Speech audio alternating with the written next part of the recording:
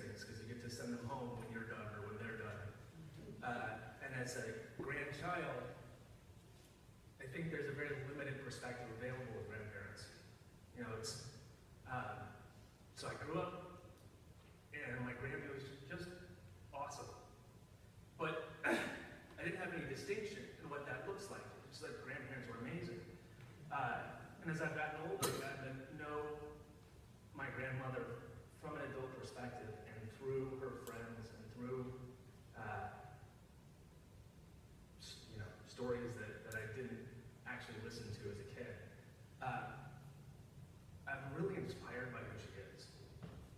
And just the most fundamentally, authentically happy human being I've ever had the privilege of spending time with. And the thing that inspires me most about her, I think, is a big part of why that is, and it's her complete attention on other people and commitment to them having a great experience and being taken care of.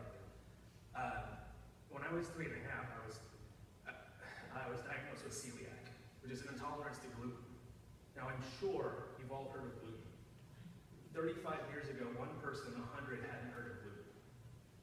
There was no gluten-free aisle at the grocery store, which now is like a miracle.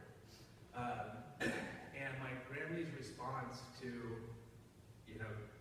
my illness and this sort of mysterious, how do you feed someone without wheat, without oats?